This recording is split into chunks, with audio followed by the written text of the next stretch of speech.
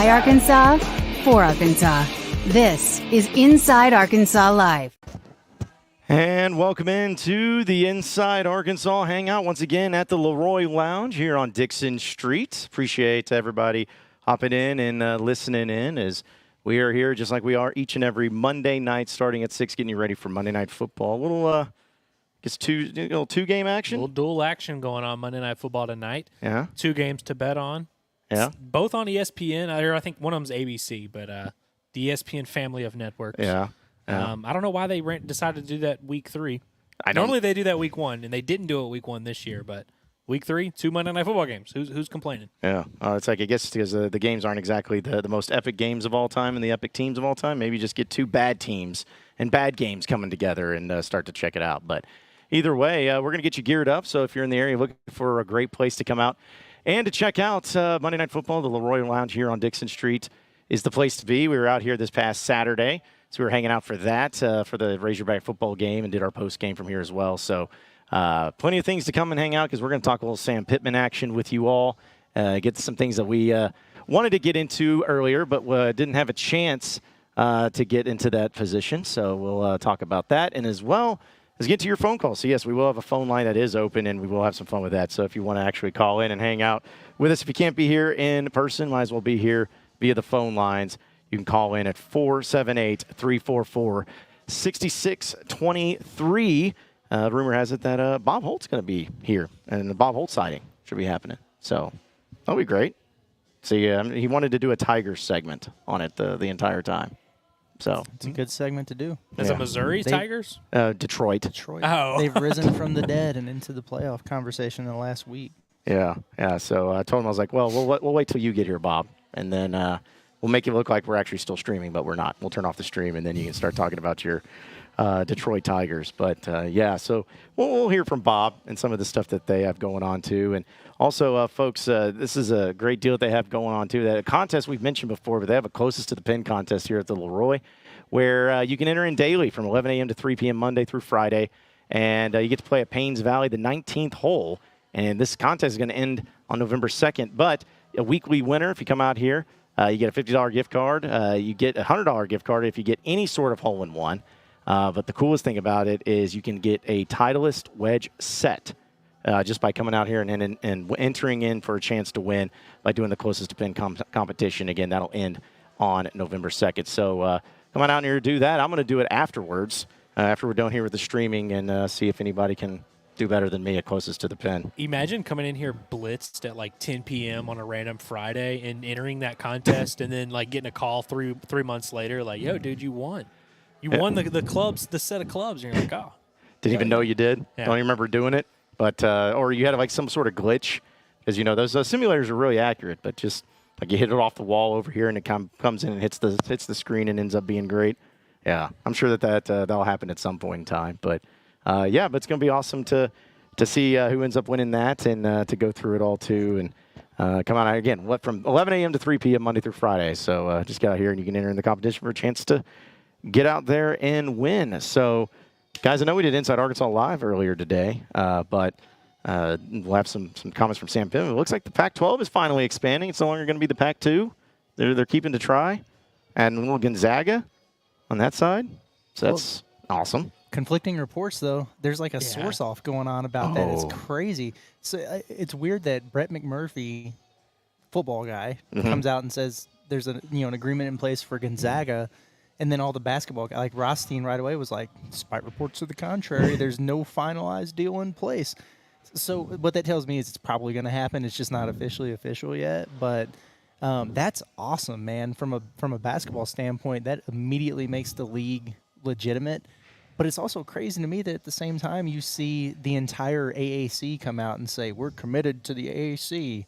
So the idea of like Memphis and not SMU. They've found their new home. Yes. Tulane and UTSA and all those other schools, apparently they're staying put. They probably should. I really feel like it's one of those things where it's like prom. You got to find someone to dance with. If you find a legitimate conference that wants you in there, it's like, you know what? Just cling to it. Cling to whoever you can. And so they should be poaching from the Mountain West, right? More than Yeah, definitely. I More would because the think. AAC, yeah, it is more. Just geographically makes more sense. The Mountain West, I saw put out something. I saw some teams reaffirmed their commitments to the Mountain West. You get the please respect my decision, and I'm staying committed, which nowadays is an announcement. There's so much decommitment that everyone's got to. Sometimes you just got to remind folks, I am still committed, and I'm keeping my options open, but I'm still committed. I saw Air Force reaffirmed, Yeah, Good. I want to say UNLV did too. which is crazy. Yeah, I don't know Yeah, about that. UNLV. I mean, But I was listening to, I can't remember who it was, but they were talking about how UNLV and Nevada are so tied together, almost like people thought Oklahoma and Oklahoma State were until they weren't, kind of deal. So like that was a hurdle they had to go past, and they didn't know if the Pac-12 would really want Nevada or not. So it might be a deal where they eventually split ways, part ways, but then again, who knows? Had to hit up Barry Odom and see what the scuttlebutt is. Yeah, I wonder if anybody has his contact. We can find out from him. But still, because me, like Boise State, wouldn't that be a team that would make sense? Am I wrong in that? Prestigious program, Yeah. blue turf. Yeah. That's Pac-12 material. Yeah, I mean, at this point in time, you're just trying to get anybody and everybody that could come and hang out and do it. But I don't know. I love this for the two teams that stayed. Washington State and who's the other one? Oregon State. Oregon State. How do you forget the Beavers? Dude. Forget the Beaver a lot, honestly. But yeah, I mean, I respect it for them to stick it out because now they're going to potentially be rewarded by getting to play UNLV all the time. Yeah. So I wonder how they feel about this whole thing, or if they're like kind of like, maybe we shouldn't have stuck it out. I guess they're probably thinking as like, oh, well, we're still going to be the two-head dogs because now these lower teams are coming in to join us. So we're still the top dogs. I can't wait for the SEC to do that with Arkansas and Missouri, where they just leave and go form like a cool super league, and Arkansas and Missouri are like SEC champs. Yep. Our era starts now. That'll be good. Yeah, get left back in the champagne room and everything. Yeah. Well, it's good for obviously the college landscape of trying to get the Pac-12 back because I didn't want to see the Pac-12 come to an end. Like there was no way it was sustainable for two teams, and they're going to have to figure out a way. But it's good to see them, still gutting it out and trying to figure this whole thing out. Are we still doing the conference number thing where even though the number does not match anything at all? Like the Big 12 has however many teams, like 20 teams now. The Big 10 has 46. It's like, I don't understand why we even are bothering. Because I remember it was a big deal when the Pac-10 moved to Pac-12, and it was like, whoa, that's a big deal. And so it's like, if they stop doing it, then I guess they realize they're like, it's just not worth it. Yeah. Because they used to do it, because you talked about the Pac-10 going to the Pac-12, and then, but they were the only ones that changed it, really. And then the Big 10 had like 11 teams and leaders and legends divisions, and it's just chaos. It's like, there's no harm in switching up and just calling yourself like the Big Midwest or something. I don't know what they would go with. It's probably not the best conference name. Something like that. I feel it could be better. But, yeah, Gonzaga going to be a Pac-12 team. I hope they should let them play football and baseball there too. They should, yeah. I mean, why not? If you got such, I don't know. It's always weird to me how you have really successful brands in one particular sport and then you just don't try in others. Like I guess Villanova has a football team now, but they're FCS or whatever. UConn's so good at basketball, they stink at football. Yeah, but they're at least FBS, though. They are at least FBS, Yeah. and they've had their moments, I guess, to be fair. But talking about those conference names and everything, it was where'd that chat go? Yeah, from Dalton's Motorsports. He said just merge the Mountain West and Pac-12 already and call it the Pacific West. Pac West. Yeah. Wow, that'd be. I mean, or just a PC, Pacific Conference. Yeah, anything's better than that would be a great one. Like, does any commenter have a higher hit rate than Dalton's Motorsports? There's some people that comment more, but I feel like his hit rate is pretty consistent. pretty solid. Yeah, he does good work. Yep, Mallory from Tin Roof just rolled in. Wow. How about that? Yeah, apparently, she's got she knows what's going on a Monday night. It's the place to be. We got the Dickson crossover that we didn't know we needed. Listen, Dickson Street stays together, man. Like they're through thick and thin, they stay together. But I'm hoping Gonzaga has a football team because it'll kind of be like when UConn got their football team. It's not good and probably will never be good. I guess I didn't realize that they literally didn't play football. I kind of thought they were like Villanova and like had a team, but whatever. So like they don't even have like a stadium or anything. No. Yeah, they needed. I mean, dude, that would be electric. It'd be like expansion teams. Like we had an expansion team in the NHL almost win the cup. Like I think it'd be kind of cool to be like, hey, we're starting a team. you better watch your rosters, Oregon State or whoever, Stanford, whoever. We're picking them. You know what I mean? Like, you just let them start from scratch. That'd actually be kind of electric. Yeah. Let me tell you a story from back in my day. But when I was at Lindenwood Belleville, and that was NAIA football, we used to play in non-conference Butler football. So Butler actually has a football team, but it's non-scholarship only. They can't give any scholarship money. Oh, so they just get a bunch of walk-ons or smart kids who might be able to get like academic money, and they do have a football team. Terrible. They should have let Brad Stevens coach it. Come on, man. Right. Well, why would you? I mean, I'm sure. Like, imagine being on a football team in college. You don't have a scholarship for it. You're getting your taint handed to you by other teams every day, and you still got to go to class, but you still got like. Yeah. Where's the reward in that? Like, where again, just maybe for the love of the game, but like it does make, like, to your point, it makes sense if you're a walk on at a big school like Rudy, because it's like, oh, I'm at Notre Dame doing this. Yeah, being a walk on for just a program that exists and you're all walk ons, like that's a tough one. Mm-hmm. Yeah, I mean, it is as good as it may seem in theory, but no, it's not. It's not at all. But I'm looking forward to Gonzaga. I think it'd be like kind of the flavor of the if they would have been able to like hire. I know he's not a great coach right now, or he's not viewed of it, but if they were able to hire like a Deion Sanders when they first started a program to build around that, fun. Like everybody would be going over there. They'd be the flavor of the week. He would have put a statue up of himself like right away. Yes. Oh yeah. He'd be like, I am the father of Gonzaga football. Give me my statue. Speaking of Dalton Motorsports and his, yes, it is exactly like the Presbyterian, aka the Kevin Kelly experiment. That's the same thing that that what happened with Butler him? Football was doing. Yeah, like he couldn't give out scholarship money. Yeah. And so he's trying to implement that system down there, and they said we don't need scholarships or punters. Yeah, just saving all types of money and problem. Well, going to that Kevin Kelly thing, because I've talked. He used to be on the Buzz, or I guess he still is on the Buzz when I was on the Buzz. Mm-hmm. But I always wondered, I'm like, dude, why would you take that job? Like, I mean, I'm not going to ever hate on anybody for wanting to follow a dream and all that, but I'm like, you're telling me that you couldn't have gotten a D3 job that you could give scholarships to? He was dangerously close to getting the Arkansas job in a few years. People loved to float him around for the Arkansas job. He was going to get it one of these days. Yeah, it would just be strange. It'd be so strange dealing with that too. But yeah, that's Kevin Kelly, and he's at Sheridan now, if I'm not mistaken, down there coaching. So I forgot he was back.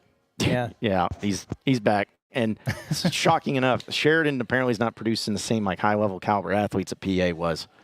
So there's been a little bit of an adjustment. No, those Dusty Hannahs aren't growing on trees. Yeah, those Hunter Henrys and all those folks. Yeah, they ain't doing it. Walker White, was he a Pulaski kid? I think he was Little Rock Christian. I could be wrong. But he sounds like a PA kid. Same. Yeah, it's all the same thing. It just depends how much money you give. But yeah, we're again, folks. We're here at the Leroy. So if you want to call in, we do have a phone line open. We're starting to use this phone line for every stream that we do, which is pretty nice. You can just at any point you can call and yell at us. Yep. Like literally just like Eddie in Clarksville, just start screaming on command. Yep, we'll let you do it. And it's 478-344-6623 is that number to call in, and we'll get to some of your chats too. Because I see Curtis, you're on the chat. We have some good ones already coming in. Yeah, I've been asked a few questions here. Okay. Nick asked if I was a Maple Leafs fan, but then he quickly realized that I'm probably a St. Louis Blues fan. That's hockey, in case you guys were wondering. Oh. Yes, I am a Blues fan. Maple Leafs are cool too. Me and my wife went on a little vacation to Canada in May. We went to Toronto for a Blue Jays game. But like it was playoff time for hockey, and the Leafs were in the first round. And had they have made it out, they would have played while we were there, and that probably would have been crazy, like Canadian playoff hockey or whatever, but they lost, so it didn't matter. Yeah. Curtis, I'm pretty sure it's Leaves. Not Leafs. Yeah, I think that's the team name, Leaves. I don't think so. I actually don't think it is. No, I know it's I would not. say that I started having to think about it too. But it is kind of funny. Why isn't it? Well, see, did you see my gears turning it? Because I was like, wait a second. You're trying to think of like the rationale, and you're like, wait a minute, there is no rationale. Yeah, this makes no sense. Yeah. Why is it not the Leaves? I don't know. It's gonna keep me up at night. Yeah, the Leafs. Like, it just sounds stupid. Yeah, because when you asked that, I was like, I don't think I've ever seen it spelled that way. Because I was like, wait, now that makes sense. They do call it the Leafs, but it's like, well, it should be Leafs for sure. Mm-hmm. Oh, well, that's man. We could just go down a real rabbit hole there. Right. I mean, like the Cardinal, they're just the Cardinal because that's the plural form of Cardinal. The plural form of Leafs is Leaves. I don't know, Yeah. But then again, we also have 2, baseball teams, SOX, and we just accept that. So I guess we can. Where are we going to draw the line? Fair enough. Valid. Yeah. It's like, and then also with like NBA teams, like, the Lakers, where there's no lakes around LA, just because it used to be Minnesota. Right, Dude, Minneapolis. That legit had me in a pretzel for a second. I was like, is this a Canadian thing in their language, which is ours, except for those who speak French? Yeah, they're the ones that are screwing that up. That's what it sounds like to me. But anyways, I know we'll get to some of your chats too, folks, and here at the Leroy. But there are a few things from Sam Pittman's press conference today that, again, there's so many. I mean, what was it, a 35, 40-minute? Yeah, it was an hour and a half. Yeah, an hour. It's a 4-hour press conference. It was a zinger. Yeah. No stone left unturned. So there was a lot that was going on there and everything. But I wanted to bring this one up because I thought it was kind of funny, but also pretty direct when Sam Pittman was talking about Texas A&M, this game being in Arlington. And, he always wants to make sure that everyone knows that, hey, doesn't really appreciate the lack of home games. Entirety of playing down there against them. Well, I guess this is year 10, and I don't know how many we've won. How many have we won? It was a couple years ago. So obviously it hadn't been a great series for us. But there's excitement in recruiting about the game. There's excitement for the players. We have a lot of Texas kids and going back to Dallas and playing in the stadium and, great alumni of Mr. Jones. But to be honest with you, with Little Rock and with Dallas, I mean, we're playing one game out of the first 5 at home, and Auburn's going to play 5 in a row at home. And I believe that it's really hard to get the fan base excited if they don't have an opportunity to see the Hogs. And this will give an opportunity, at least one more every other year to have a home game.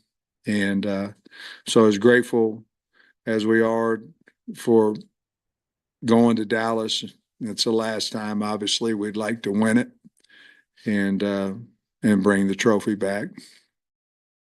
Okay. Jesus. That might be my favorite Sam Pittman clip of all time. Like, realistically, he was so pissed about having to go to Arlington, dude. He literally, in the middle of, trying to answer of why he's excited to go to Arlington, he's like, well, we only have one home game in 5. What the hell is up with that? Just couldn't even feign excitement. He was just like, long story short, we don't want to disrespect the rich guy. Yep. Mr. Jones. But we hate this. Yes. Yep. That's what made it so funny is because it was so direct. Mr. Jones. Yeah. He was setting it up to where it's like, I'm going to be as respectful as I can, but I'm going to also say that I'm sick of this game. We're sick of because even when he brought up Auburn, he's like, they've played 5 games. It's almost like when you're at the candy store and your mom says, no, you can't have a Snickers bar. They're like, well, that kid over there got 2. Yeah. It's like, you point over there. He's like, well, how come they get to have those things? I have 5 home games for Auburn. It's crazy. Speaking of Mr. Jones, did you guys see that viral clip? Where he's talking about Mr. Johnson? Yep. Sure did. Jerry Jones is talking about Mr. Johnson? Mm-hmm. Jamie Foxx's live stream. Oh, Jimmy Johnson? No. Or who? What Johnson is he talking about? I'm being dead serious. I have not seen the clip. I know, but this just makes it better because you keep saying Johnson. But I'll show it to you after the show. Oh, it's inappropriate. It's bad. It is. Yeah. Jerry Jones had an NSFW. Can you clip? believe it? Let's stop traffic. Yeah, on Jamie Foxx's live stream on Instagram. You're going to be so happy at yourself. Dude, these are so many weird buzzwords y'all are throwing at me. Jamie Foxx held an Instagram live that Jerry Jones spoke on. Yep. And said something about someone's penis is what we're saying? Yes. Yeah, that's the gist. I'm shocked that I figured this would be something he would know. Yeah, he saw. Yeah. To be honest with you, I thought you sent it to me. It must have been somebody else. I am completely unaware. Can y'all at least tell me whose genitalia? One of the players. He talked about the measurements that he had. Current players of the Dallas Cowboys? Yeah, he talked about his height and. I'll find it for you. Yeah. Wow. Yeah, it's something, man. And then suddenly it's amazing because the Instagram feed just shut off after that happened. Right. It was weird. Addison said he thought you were running a bit, man.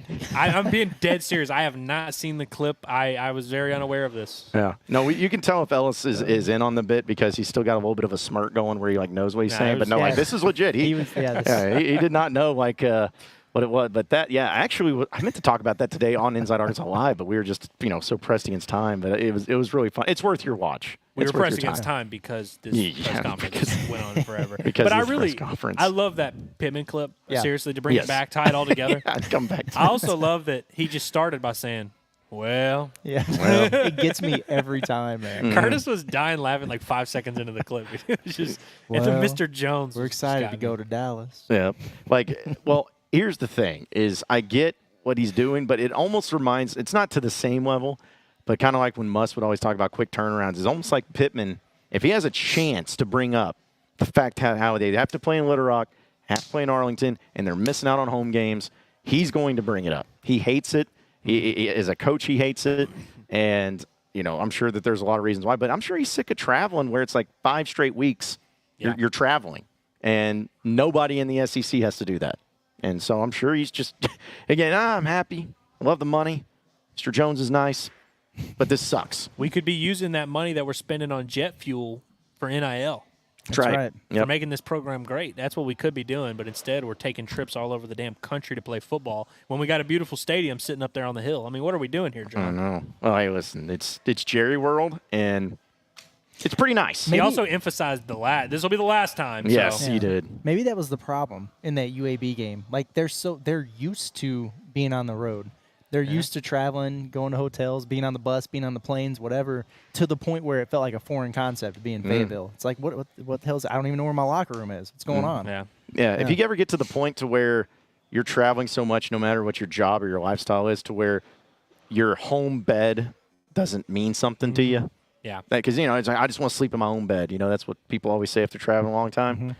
If you don't have that, maybe that's a good point, Curtis. Maybe they just don't have the feel of being. They don't feel more comfortable in their home bed. Yeah, unless you're an international businessman, you should feel comfortable in your own bed. Should. And also, for Arkansas, it's don't get too comfortable at your home stadium because you ain't gonna be here for another month. That's a fact. And then even after then, you got a bye week, and then who knows? Yeah, because we're gonna live in a different world then. It is kind of crazy too that after this weekend against Texas A&M, Arkansas only goes on the road again though twice. Yeah. Away from Fayetteville the rest of the way. So, I mean, again, it balances out, but it's still just the absurd. Do you guys think he had a good point, though, talking about the fan and the excitement? Yeah. Absolutely. Yeah.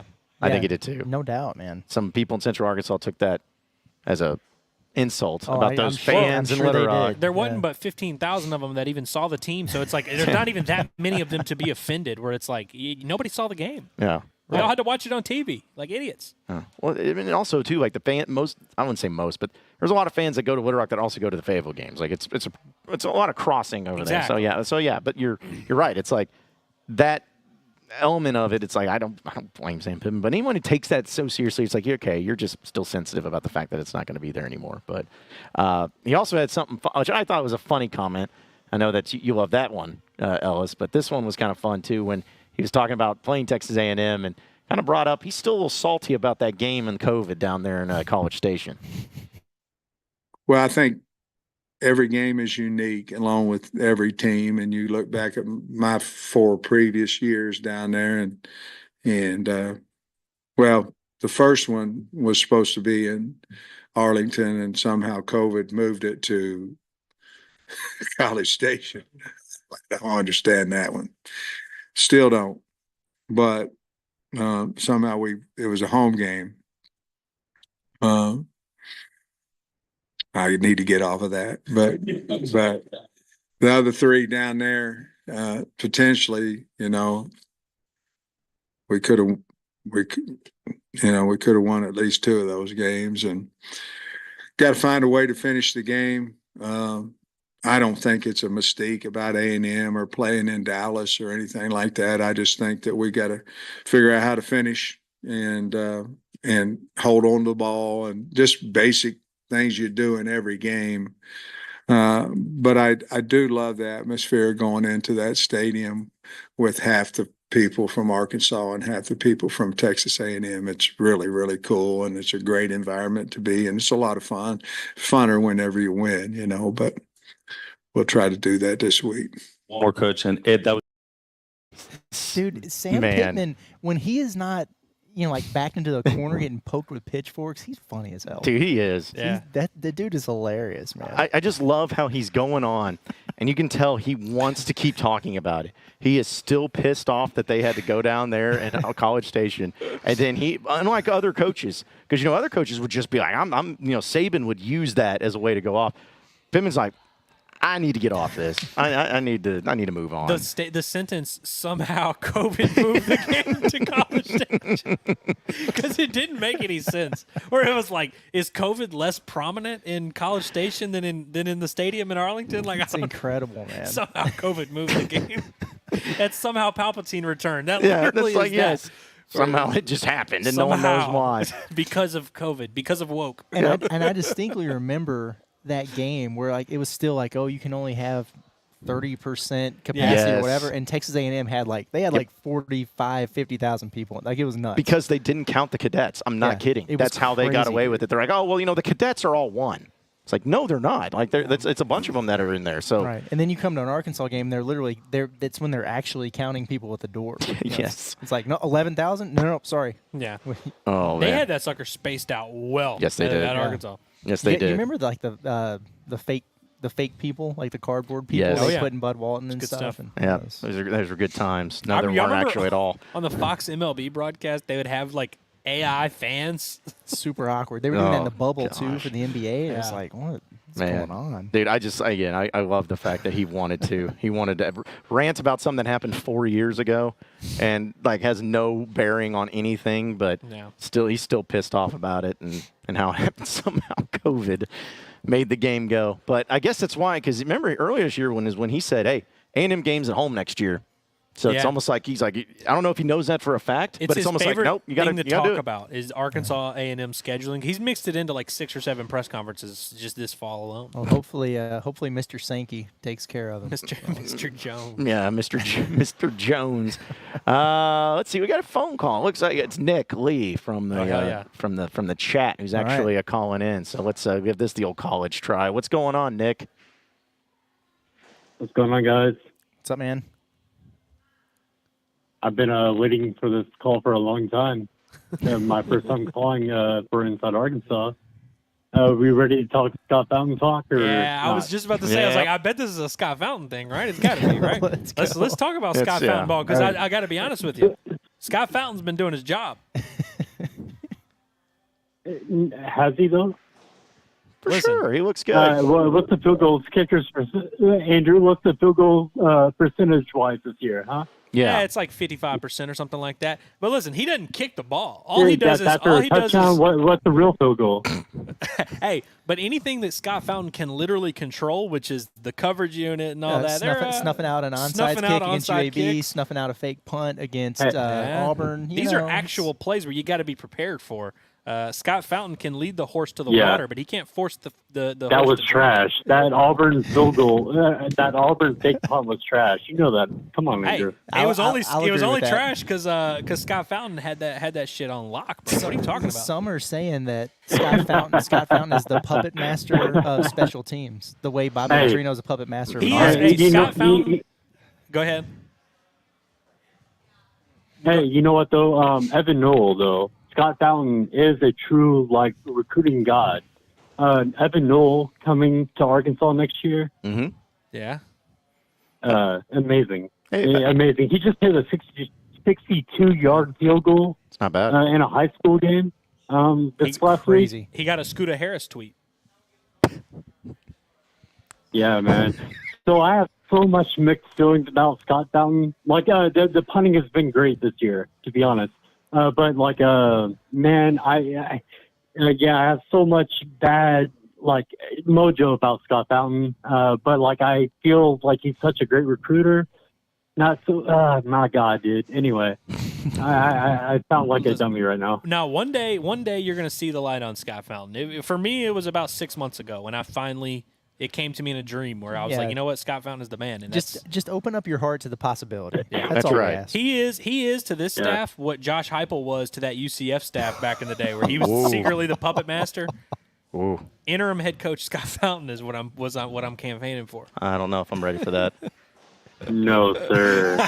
No, sir. We're not ready for that, Andrew. It's a step-by-step process, but we can at least get you to admit Scott Fountain is maybe the man.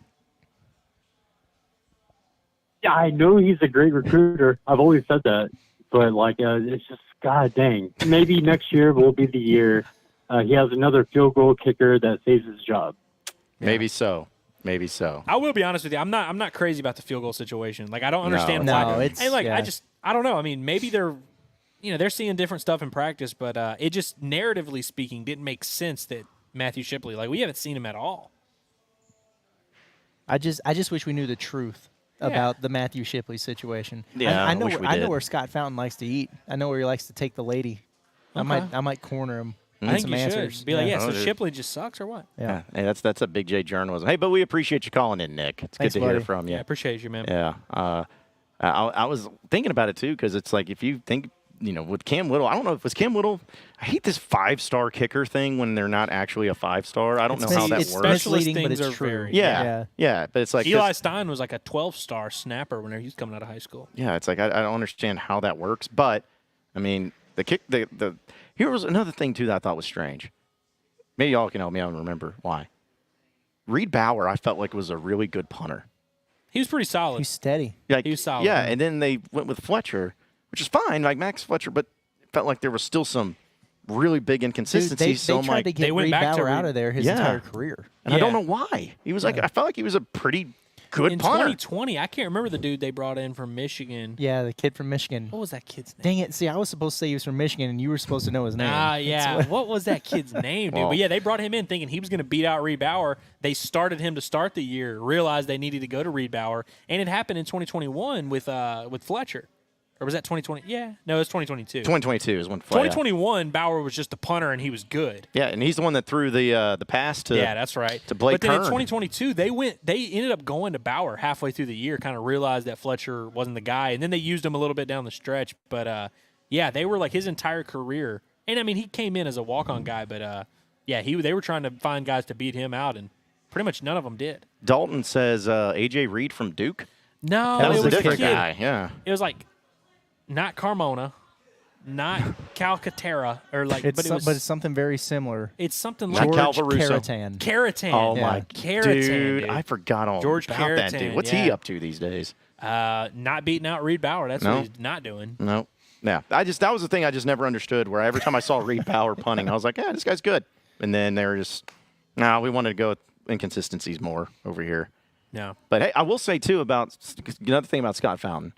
They didn't have any punt returns for touchdowns until Scott Fountain arrived since Bobby Petrino. Just throwing it out Since there. John L. Smith, you mean? Well, sorry, the John L. Smith. Yes, him as the elite special teams coach that he was. So they had that. They had I know it's there's just some people that really hate Scott Fountain. But are we really thinking Scott Fountain's the problem here with this team? And well, he will be once the kicker misses a game-winning field Once goal. they get a punt blocked or something like that, then I'll be like, all right. Who was that dude from A&M? That he was a slick little receiver, but then he's also Christian a returner. Kirk. No, like more recent, More recent, or maybe A-Chain? yeah. A-Chain? he was the Yeah. running back, wasn't he? Yeah, he was Yeah. a running back. Running and he back, was I mean, yeah. unreal. Yeah. He I mean, they used him like every. did everything. Yeah, he was returning kicks. They don't have that guy anymore. So No, No. but they do have Bussy. they do have Bussy. Big Bussy. Bussy. Bussy, I don't know. Boosie, Gary Busey. I love how he was like, I don't want to say this tight end's name because I don't want to get it wrong and disrespect him, but I'm going to call this other dude whatever. Bussy. So Bussy. I was like, all right. And when it was the first time, because coaches always try to bring up players' names, and a lot of times they probably do get it wrong. But I love Pitman. That was like, of all the ones, I'm going to risk this one.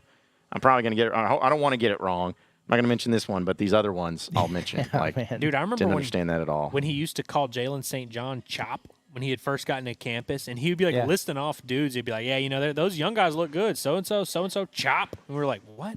How are we supposed to know who that is? It's hilarious. Man. Shout out to, and I don't know if this is the Todd Ross, but shout think out to it is. Todd Ross. It says, hate the 1 out of 5 not at home, but the best home schedule in decades. We could be 4-1 going into it. True. The reason I say it was talk is co-owner of this place. His name is Todd Ross. So I'm just going to assume that's you, Todd, here at the Leroy. Jumping into the chat. Need to hang out here soon. So also shout out to our residential guy who keeps us employed here at Inside Arkansas, Timothy Long. Coming in, he's like, and I meant to, the guy was asking the same question earlier, and I meant to get to it. And I felt bad because he was asking all day during Inside Arkansas Live, and I did not get to it, so I'm so sorry.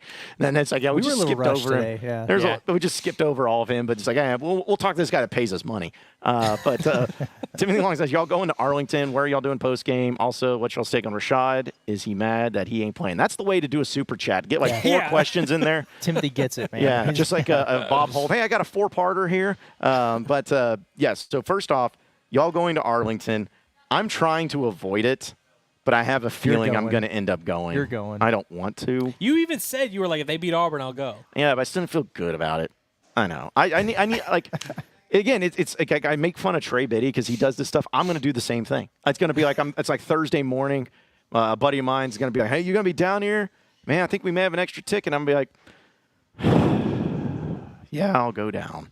I'm going to go down there, and I'm going to get mad, and it just makes me just furious. Yeah. So anyway, that's going to happen. You know what? Trey said he was never going to Auburn again because of that press box being an absolute mess, and he stuck to his guns this year. He did. Yes, I know he didn't go. Yeah. I've never been to the Auburn press box, but I hear it is pretty notoriously I've seen awful. pictures of it from just the view of it. It's crazy. I'll tell you, Duty Noble Field, Starkville, you're down the left field line. And if you're on the second row of the press box, you really can't even see. I couldn't see home plate from my seat in the press box. That's not important. At Duty Noble. You don't need to see Literally home plate. in like the freaking down the line is crazy. We could see the left fielder, and that was about it. Oh, I've been scared to go public with it, but you know what? Duty Noble's press box sucks. So to answer your question, going to Arlington, Yeah, I'm the all only that to one that say. might go. Yeah, me and Andrew are not going to that. Where are y'all doing post game? TBD.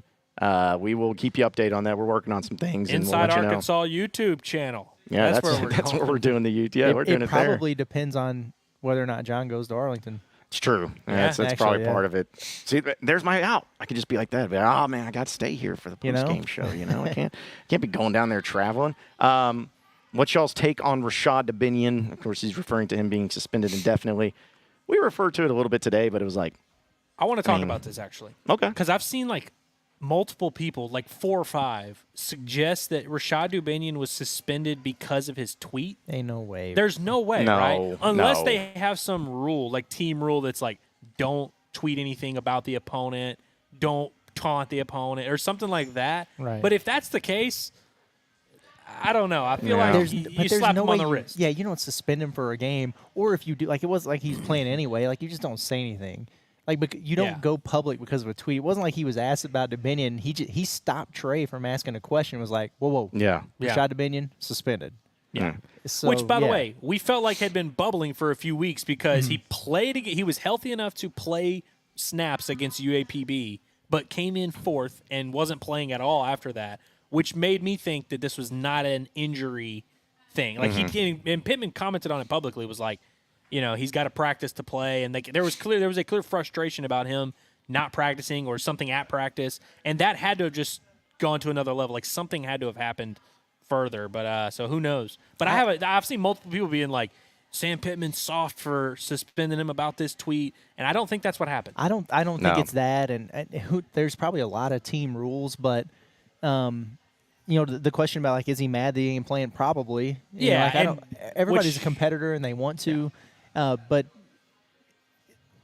it seems like it's probably not anything crazy because if he was, you know, like arrested or something like that, his freaking mugshot would be all over Twitter because people wake up every morning, they go to the Washington County, you know, booking site. They're looking for our mug faces shots. on there. Yeah. They're looking for us. They're looking for everybody. So like, that didn't happen. So from that standpoint, I don't think there's anything like legal or weird like that. So who knows? But yeah, he probably is pissed off he's not playing. He probably said something to a coach like, "Hey, it sucks that I'm not playing." Yeah. Well, to the point of the tweet, no, I don't think that's the case. But could it have been something where that was such a minor thing, but it was kind of the nail in a coffin for something where it's just like, I mean, I don't know. I don't think I still don't think genuinely my it. guess is like he said something stupid. Or like, you know, he got into an altercation, like, you know, something Probably happened. something You know what I like mean? that, Something like yeah. he smarted off, like, because it was such Emotions a run vague, high, and that's where the indefinitely comes into play, because indefinitely is code for we don't know when we're gonna. You know what I mean? It seems like it's one of those things that he could probably be suspended for one game and be back next week. Like I think that's a real possibility. I really would like to hear from just anyone on this, like more on this situation. I don't know if Rashod's ever going to want to like talk about it publicly, or if Pitman's going to. If maybe when he comes back, maybe people will be like, "Hey, so." And for those people who are like atting Sam Pitman on Twitter saying, "We demand answer, we speak on this." Good luck. It's just not going to happen. First of all, and second of all, whether we like it or not, it's really none of our business. Right. So, And that's where it's like, I'm not like, we're not I in get the it. demand answers I want to mode. know too, but yeah. But it's one of those things. We said this with Devo whenever he missed his game back in, which was against Kentucky, weirdly enough. And we were kind of like, we want to know the story, but we're going to have to wait to hear about this. You know, we knew that it was going to be time. And then eventually he came and spoke about it. And I don't know, maybe it'll be the same with Dubinion, but Dubinion's anti-transfer portal. He's been very open about that. Yeah. So it'll be interesting to see how this plays out. Yeah. Oh, man. I hate it because I like him as a player. I thought he was solid last season. But let's be honest, it's Jaquindon Jackson. I mean, he's the guy. And, you know, they really like Rodney Hill. I don't know. Remember, because what was it, a press conference in fall camp when Dubinion was like, Bobby Trino's offense, it's explosive. We're going to be explosive. Like, he was feeling it. So it wasn't even like his role in it was weird. I don't know. I don't know what to make of it, but I'm sure we'll find out here soon. Probably not, but. No, Nick, why is it your business? Like if you got sent home from work for a week, or like you got fired from your job, would that be our business too? Like I just don't think it is. Like these kids have a life, they have privacy. I just disagree. Or we agree to disagree. Like you're entitled to your opinion, but it's none of our damn business, really. Right. Especially if it's, I mean, you know, it's nothing public. Like it's not like a legal issue. It doesn't seem. Right. So yeah, I don't know. I feel like it's just kind of he broke a team rule. Yeah, some things are to be left within the walls of the locker room. Like it's, like I said, I want to know as bad as anybody else. But dude, it could be something as simple as him just like being like constantly late to practice for like a week. Like it could be something where I mean you don't want that, but it's not like this kid's got major issues. It could just been he was late, or you know, it could be a someone in our things. Comments the other day said they were a staffer and they were like he never showed up to workouts. So I was like, all right, yeah, there you go. Well, I remember that though, because his freshman year, that was a thing. Then he came back his sophomore year and had like lost weight and added strength. And I wrote a story about it because I remember him talking about it like, oh, he really got in the weight room for a change. So it's okay. Well, I'm going to ask this question since you brought that up. Has there ever been a major change of like a transformation in a player's body, whether it's gaining weight or losing weight, that actually worked and was better?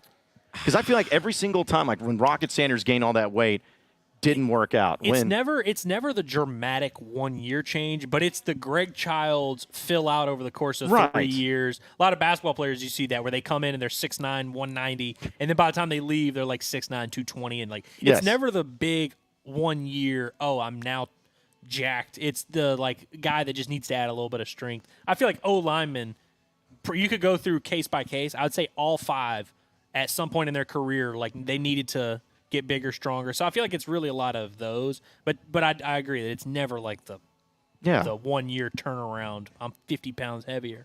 I feel like there's just always a football player, especially more so. Maybe it's like a skill position, whether it's a running back or like a D lineman, you know, that's changed their body and everyone's talking about, oh man, look how cut he is. He looks the part out there. And then he just ends up not being any good. Curtis, you remember the name Mike Dom, basketball? Mm-hmm. He was the worst example of that, where his junior year, he averaged like 24 and 12 for, I think it was like South Dakota State or one of those Dakota schools that was in the tournament. And he like went to the combine, and the NBA draft people were like, you're just, you know, you're too big, like, you know, change your different body type and more athletic. So he lost like 40 pounds and was like 6'9", 270 and was like a little bit in shape. And he was like substantially worse across the board his senior year, and then didn't get drafted at all. They didn't even make the like. It's just like he like ruined it, where he like took what made him special as a college player, and then all of a sudden he's like. Well, I'll tell you one better on that one, because now I just thought of one that's not Arkansas related, but Big Baby Davis at LSU, his freshman year he was like 380 pounds, and then he dramatically lost weight and he got better at LSU. So. If you needed an usually, example. I feel like that's the one. Like if there's one, it's usually like the guy that comes in 400 pounds and gets down to 320. Yeah, ends up being all right. That could make sense. Let's see. More of the chat coming in here. Oh, Todd. It is Todd. The Todd Ross. He says, yes, sir. Thanks for being there. Happy to have you. Thanks, Todd. We love you. We appreciate you. Need to see you around here soon, man. We've had a great run here at the Leroy. Yeah, we yeah. have, man. This has been awesome. Yeah, we been love really being good. here, folks. And again, like we had a lot of people here on Saturday watching the game. And if you haven't been here yet, because a lot of people say, "Oh yeah, I've heard of that place," it's like you need to actually check it out. And then for some reason, I had to tell somebody today. They're like, I got kids though. I can't come. I was like, Dude, it's not like it's like a rager over here of like some of the late night 2 a.m. bars. It's family friendly. That's here. They have open food. 11 to 11 too. Yeah. I was actually somebody was tweeting looking for recommendations on a birthday party for their kid. Yeah. And Kingsley tweeted and was like, "Hey, I think I've seen Unsaid Arkansas go here. Like your kids would like it." And so I, of course, had to post a video of me kicking the ball, and I was like, "They're not gonna be able to kick this good." But she's like, "Yeah, show this to my son, and like he's interested, and like people might have their kid's birthday party here." And so I feel like it's that kind of place. Yeah. Especially rent out one of those simulators. Oh yeah, I mean they'll have a field day. So yeah, just for some reason I don't know if it's just because they're here. Oh well, Dickson Street. Therefore, no, it's a place for everybody, place for the family and everything. It's on the more civil side of Dickson. Yeah, next to the frat house at Kappa Sig. That's it's on that side of Dickson Street. But yeah, so just want to let everybody know about that too. Okay, well it's a sponsored comment, so I guess we got to read it. Caden Jowers, thank you for that, says, who's a bigger homer, John Neighbors or Rick Schaefer? It's Rick Schaefer because John's the biggest hater in the state. I was going to say, I would love for John to be a homer, but I don't think that's the case. I don't think that's the case lately. He's disappointed in our pig, and he's not giving them their credit, guys. I've been told that I can only get barbecue from Penguin Ed's now because of John Neighbors. It's unbelievable, Just kidding. Yeah. Dude, well, I did see somebody ask us about that part of it too. Well, first off, when it comes to bigger homer, I would hope it's Rick because Rick's actually like employed by the University of Arkansas, so probably needs to be him. If the question is ever an University of Arkansas employee or us, it's definitely the University of Arkansas employee every single time, no matter what they do. Which, by the way, should be the case. Yes. If you work for the university, you probably should be quote unquote a homer. Yeah, and that's acceptable, and people should accept that. But and in fairness to Nick, because he said Penguin Ed's is his ish. I mean, it's right by my house. I go to Penguin Ed's. I've heard some people say it's their favorite barbecue in Northwest Arkansas. I wouldn't say it's my favorite barbecue in Northwest Arkansas, but I like it just fine. Yeah. I can't believe and that's okay. And that's okay. Yeah. And I'm not promoting it now, but I've grown up in Fayetteville. I am still shocked, and it has nothing to do with them. It's just the process. I am still shocked they're still in business as long as they've been there since I was a kid. And it's again nothing against them. It's just. There's been a lot of places here in Fayetteville, local spots that haven't made it. I remember Mr. Burger. I miss Mr. Burger, and it didn't last. So R.I.P. Big Chicken. Yeah, man. What is C-Max it now? C-Max. You guys been to C-Max yet? I have not, but there's one on Sunset, Springdale too. So it's like they're taking over. Yeah, we had enough chicken places on them. Okay, we've talked about this before, so we don't have to go too deep into it. But we knew when Big Chicken was done. Yeah, we knew. It's the fries, man. Yep. Let's see, but appreciate the comment and the sponsor comment, Caden. There. Timothy coming in, again, paying all the money over here. But Jalen and Hudson play. We win. Thoughts, guys? I mean, I think it definitely helps your chances. Although, the secondary really stepped up and played well at Auburn. But it just makes you that much better if you get those guys back. Especially, listen, no shade. Don't get mad at me. No shade to the no-fly zone. But especially if you get Jalen Braxton back, because he's that dude at corner. And just makes you that much stronger than on the other side because Marquise Robinson's been really solid, but they've still been trying to figure out that other spot. Like Singletary's had his struggles. We hadn't seen much of Keon Stewart. He played okay in his time there at Auburn, but if you can go Braxton and Cuddy at the corners, I like it. I like it a lot, and I agree. Jalen Braxton is the one. I think he's also more likely to play because with Hudson Clark, we didn't get the vibe last week that he was even anywhere close to playing against Auburn. Yeah. Whereas Jalen, we kind of thought was going to until we saw that injury report. But yeah, I think Jalen's more likely to play. I think he's the bigger piece. Although Hudson Clark, state champion, they won it in that same stadium. So him and Chandler Morris. I mean, he's played in that stadium 3 times already. He's played in it more because he played in it every year when he was in high school. So it's sure. You think he's gonna just not show up? When the Pigs go down to Arlington, he's going to show up. In his final year, too. Yeah. I've always said that when it comes to the no-fly zone, there's no... He didn't have another year left? If he finds one, man... Medical red shirt. Yeah. Just send him the rest of your medical red shirt. Bring him back. They could use him next year. But I've always said there's just 2 people that will not allow any slander of, and that's Hudson Clark no-fly zone and John Bolton. There's no slander allowed of those two individuals. That's fair. Controversial John of Bolton would individuals. love the Leroy. By the way, I want to pull this up just real quick. Yeah. Heartbroken Hog says, do y'all actually stay and watch the game after the stream? We usually stick around for a while Yeah. after the stream. Yeah. Get a bite to eat, enjoy the game, hang out a little bit. Well, before we especially go. if, you know, our boys like Heartbroken Hog pull up. That's Yeah. just, you All right. know. Yeah, and because here's the thing: as much as I'm sure people would love to see it, it's quote not professional on these live streams to you just watching us chow down and eat. Like it's not, Yeah. it doesn't make for good stuff. I always So- eat as soon as we get off the Yes. stream, and I'm going to do that exact thing tonight. Same, because I have not eaten all day and I could use some food. So Heard that. Also, I just saw Parker Hutchinson again in the chat, so I need to go back to this from earlier. Yeah, he says, "Does Curtis know where Wiener is?" Being from McCrory, yeah, I know where Wiener is. Not only do I know where Wiener is, my stepbrother, his dad, my stepdad, Pop it on the big went screen. to high school at Wiener. He was a Wiener Cardinal before he moved to McCrory and finished as a Jaguar as he should have. So yeah, Wiener is a real place in Arkansas. They used to have a school. They don't anymore. But yeah, I know exactly Wiener where High? Wiener is. Wiener High. the amount of Wiener was between. terms Yeah, that we have used, it's for- like Fisher is also right there. Fisher, Arkansas.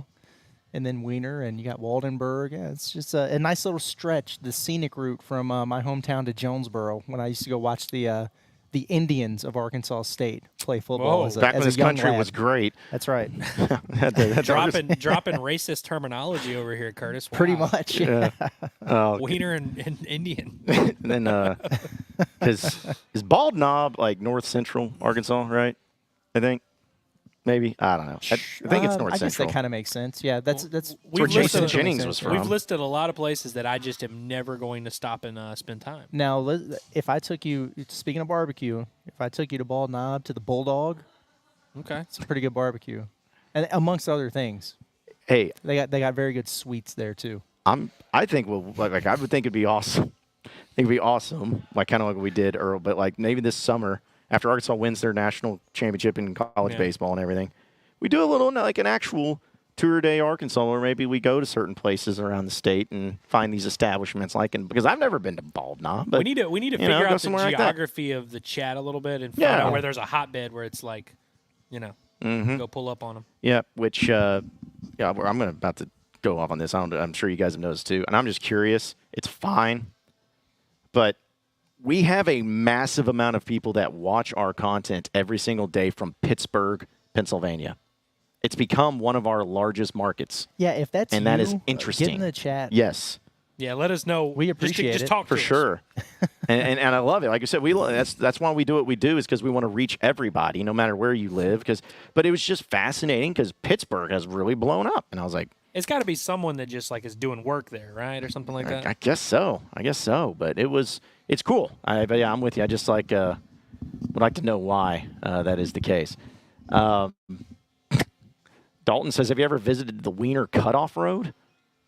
Probably. He says it's a real place.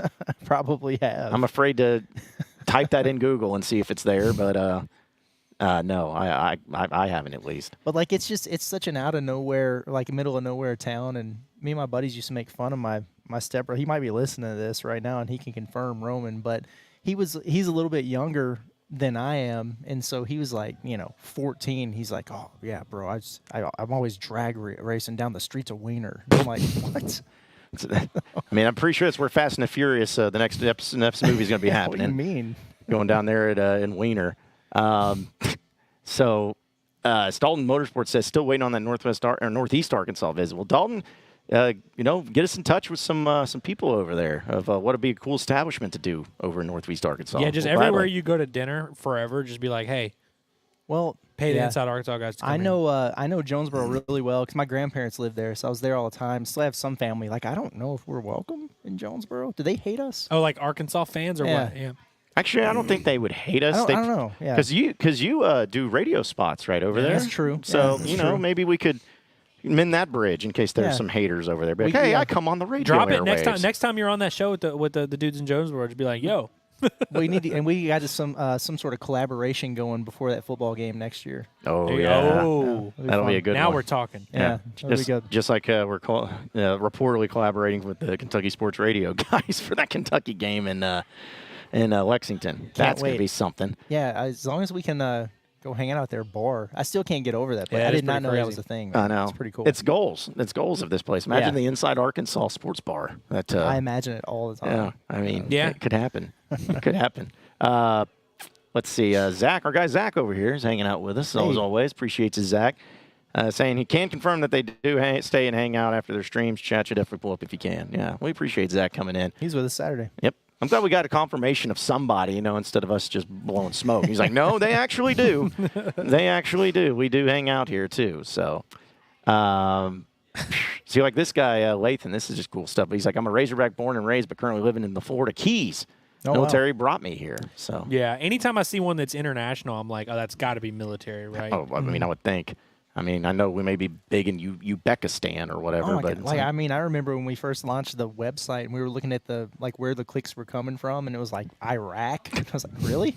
So we probably. It was. Although it was, I think they're moved out of there now, but on Osama bin Laden's computer, it was Charlie bit my finger and InsideArkansas.com. Were Crazy, the two things man. he had pulled up. that's how they found him, honestly. Start using our web source. Timothy, shout out to him, says, come to Jonesboro. Bennigan's is great. Okay. Timothy.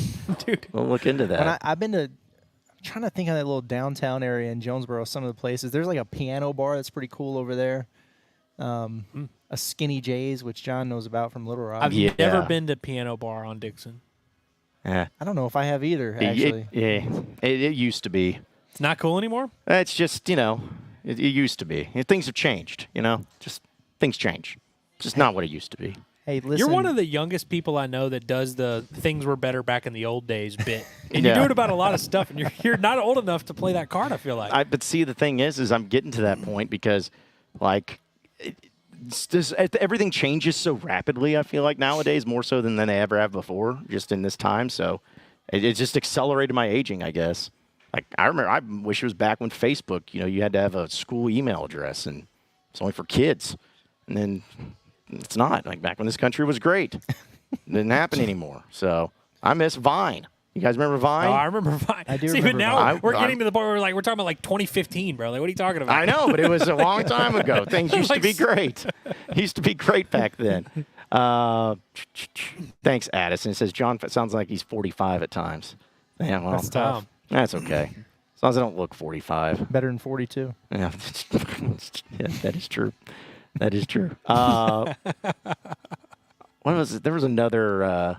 Hey, speaking of being 40, did y'all see yesterday was the anniversary of I'm a Man, I'm 40. Really? I'm not a kid. I'm a man. I'm I love 40. that. What love that. what anniversary? 20th? I don't know the year, but I just saw it on Twitter where it was like it might have been 15th, maybe? That it's sounds either right. 19 or 20. I feel like it was Yeah. 04 or 05. No, there's no way it was that old, was it? Maybe 06. Jeez, because I remember he was like 38 years old, and everyone's like, man, it's the youngest coach ever. And Yeah, he was like a young hot shot play caller. Yep. Now he's like an old man yelling at the cloud. and just to bring up that story, I remember I played on repeat on YouTube just because it's so funny. But my favorite thing is when he brings the entire article out, the newspaper out, and the way he calls it is like 3/4 of this article is inaccurate.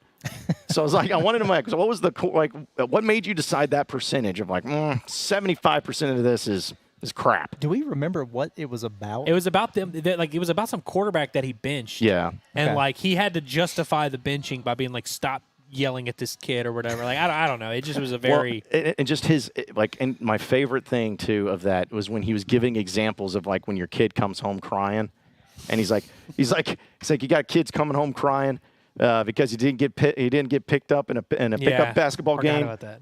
Or because he's fat. Those are the two things he shows.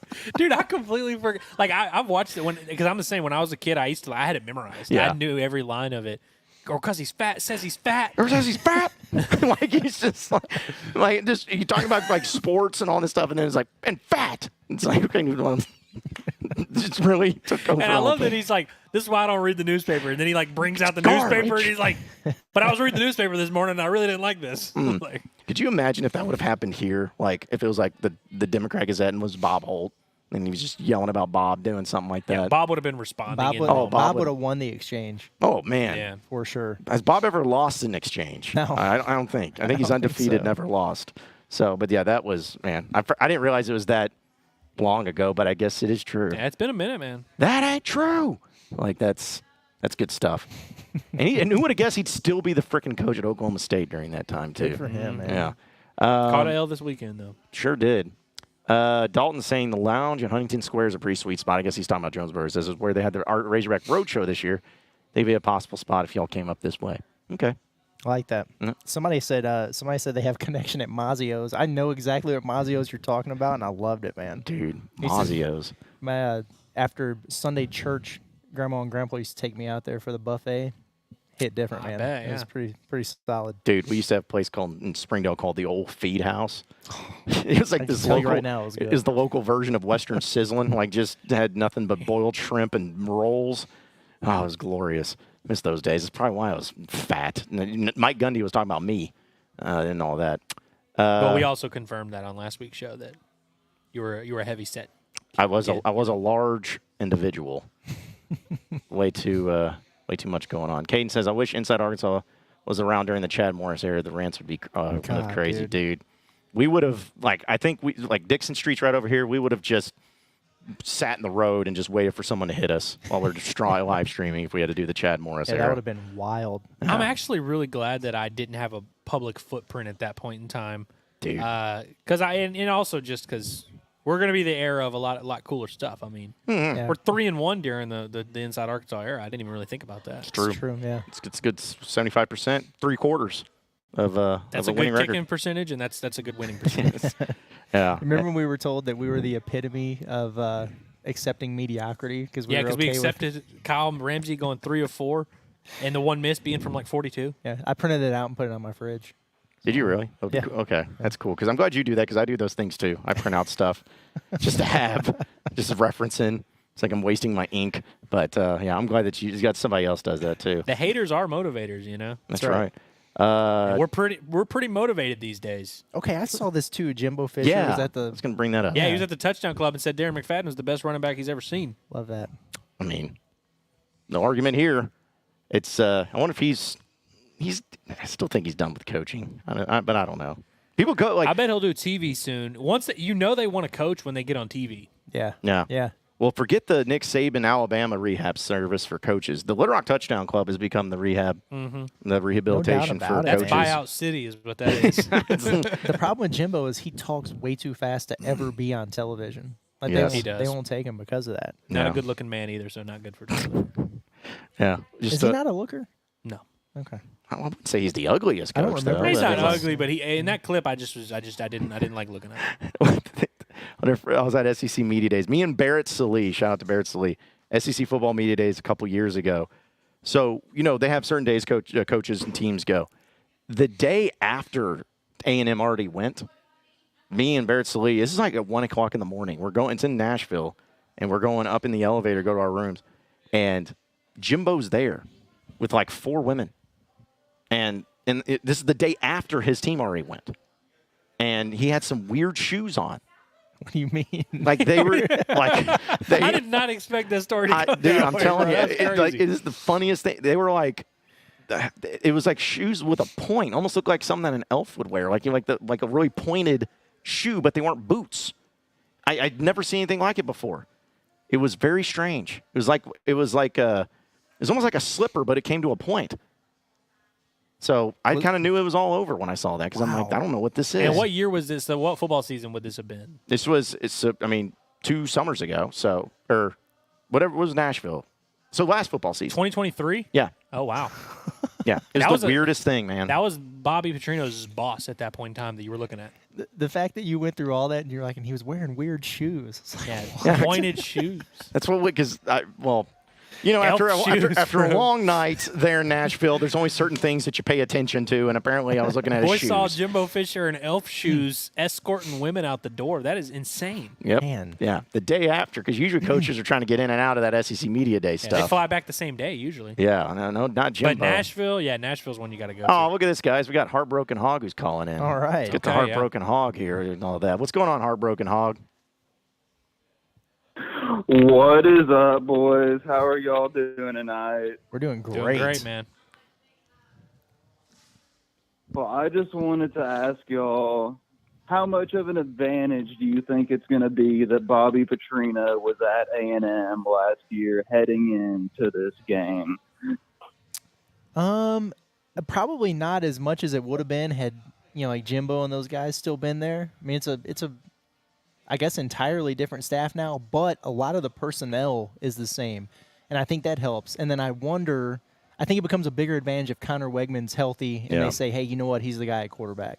That's where I think it could be a huge advantage. Arkansas should be begging the injury gods to give Connor Wegman a full, clean bill of health. 100%. And I do think, and he's seen both of them, right? Because he's seen Marcel Reed. I guess because he's a redshirt freshman. Yeah, he played a little bit last year, and so I think both of them were there last year. Yeah, okay. I definitely think that is probably the biggest advantage. Is whoever is playing at quarterback, he has a good sense of their skill set, what they're good at, what they like to do. But in terms of schematics, though, pretty much a whole new staff, so it'll be interesting. But yeah, I agree, Curtis. Personnel, it'll be helpful, but also he was there for 1 year, and so I don't know if there's much. Doesn't hurt, but I don't know if it definitely helps. doesn't hurt. No doubt. Yeah. It might help from a motivation standpoint, too. True. That's true. Hey, well, the biggest thing I'm keeping in mind is Bobby Petrino as an Arkansas coach, period, 3-0 against A&M. So let's stay positive. That's right. And 1-0 at A&M against Arkansas. So Bobby's undefeated, and don't forget the Cotton Bowl. So, Bobby's undefeated, I think, in Arlington. He wins there, man. Yep. Yeah, that's enough to sway me. All right, well, thanks, y'all. Have a good night. Appreciate you, buddy. man. Appreciate you, our broken hog. Yeah, that I can't wait till somebody brings that up tomorrow on Inside Arkansas Live in the chat. How come no one's talking about Bobby Petrino being undefeated in Arlington? People love to say that. No one's talking about Taylor Green. Yeah. Like, just no one. I'm like, what are you talking about? Everybody, we're talking about him all day. I know. Those are my favorite. Anytime I see a comment that starts with that, I'm like, man, I know whatever comes after this has been discussed, and I know we have personally discussed it, but I appreciate it. Timothy Long, first of all, thank you again for the for the super chat there. He says Brick House on Main Street in Jonesboro is good too. Yes, that was the place I was trying to remember, and I do have a story from there too. This was it's probably like 10 years ago, so a younger time in my life, but I was there with my buddy Dave, who's the best man in my wedding, and there were folks there, like grown adult men, who legit were convinced that we were Arkansas State football players. Like, they just believed it, and they were buying us like Irish car bombs and all kinds of stuff. Like, we didn't pay for a drink the whole time we were there because they thought we were Arkansas State football players. So good people in Jonesboro. Brick House is a nice spot. Agreed. Not the first time you've been I guess that was the first time, but people think you look like an NFL quarterback. So John was there for the other one, in and out in Las Vegas. Yeah. I was watching Derek Carr comps. I was watching him throw that That's game away right. yesterday. They had a chance to go down and take the lead, force overtime. He just do a pick first play, and I thought about you immediately. Yeah, it took me a good 10 seconds when you text me. You're like, dude, you just threw an interception on national television. I was like, what? Do you take that as a compliment, being compared to Derek Carr? I guess so. Yeah. I don't think it's an insult, but yeah, The crime rate was down in New Orleans. They went 18 days without a murder in New Orleans while the Saints were 2-0, and it was like the longest stretch in the city history. Right. I feel like there's way worse things I could be called. You could call me Tom Brady or something. That'd be cool. But the Derek Carr thing, okay, sure. Mm-hmm. Yeah. It's being tall and having like the buzz cut thing going on. It's better than Sid from Toy Story. Yeah, because that's who he gets compared to negatively when he plays poorly.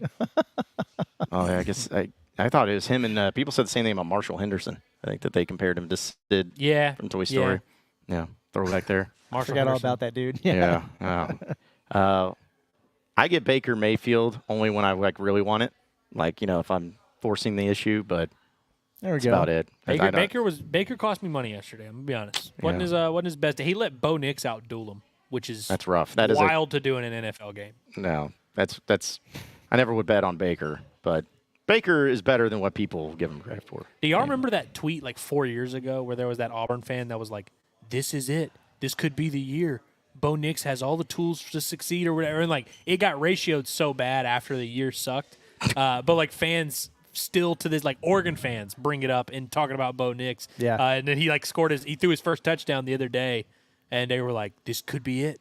Bo Nix, he's got all that, like citing that exact tweet. It's just a classic meme now. No, my favorite thing, of course, what was every year with, now I can't say too much because it was with Calipari at Kentucky. My favorite thing was some of those Kentucky media people were like, hey, man, this team's just different this year. It's different this year. Like, they got, you can get, it gives the vibes of 2012. And Anthony Day, and then they missed the tournament. So that was always my favorite. Every single year, it's like, man, this team's just different. No, they're kind of the same. Man, this guy is giving us money, and then he wants to call in now, too. So let's go ahead and go to it. What's up, Timothy Long? He's on the line. What's up, Tim? Our guy. Hey, what's up, y'all? What's up, man? brother? What's going on, man? Good to hear from Hey, you. a little less beer today. Good to hear from y'all, guys.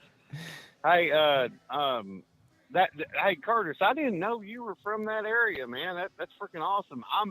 I'm actually from Jonesboro. Okay. And I know the Mazzios you're talking about. You know, I went there. I think it was, about 3 weeks ago. There you go. Yeah, me, mom, and dad, and my kids. We after church we went to Mazzios for the buffet. Yes, man. Let's go. No, I Heck absolutely yeah. love it. Yeah, my grandparents that's lived awesome. off Rain Street, like over there right by Jonesboro High School. And man, we used to all those places down there. Yeah. Heck yeah! That's so freaking cool, dude. Like, Yeah, man. You're awesome. I love listening to you about basketball and everything. You're freaking outstanding, by the way. Appreciate Love that. John too. John, you were awesome. Love Locked On Razorback. Love this. Hey, Andrew, love your baseball, man. I was wondering if he was gonna be like, but Andrew. Are on point. Thank you. Hey, Yeah, man, you we- guys are on point. Man, we appreciate on you for everything, and I appreciate you guys. Yeah, Hey, no, man. we appreciate you, Timothy, man, and because we love all of our listeners and watchers and everybody who's involved, but you're definitely a guy that's a ride or die with us. So we really appreciate you and your support and everything. Hey, and I tell you right now, y'all come to Jonesboro, and y'all need to let me know when you're coming there. So I'm a truck driver. I don't know if y'all could figure that out yet, but Didn't give the vibe. let me know when y'all are going to do a tour. So let me know when y'all come to Jonesboro, and then we can figure something out for y'all to do a show somewhere in town, and I can make things happen.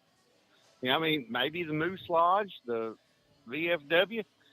Heck, we'll get you on right there in Jonesboro, Arkansas. Heck yeah. Yeah, I Love look that. forward And to if that, not, man. We need to return the favor. No, y'all are good, man. Hell, y'all got drinks on me. Y'all come to Jonesboro. We'll have to take you up on I'll be that, Timothy. bodyguard too, so. Yeah. Well, we appreciate you calling in. Yes, Appreciate sir. you being a part of it, man. Hey, thank you guys, and hey, y'all have a great night, and God bless y'all. All right. Absolutely, buddy. man. Appreciate you. Thanks, Timothy. That was really nice.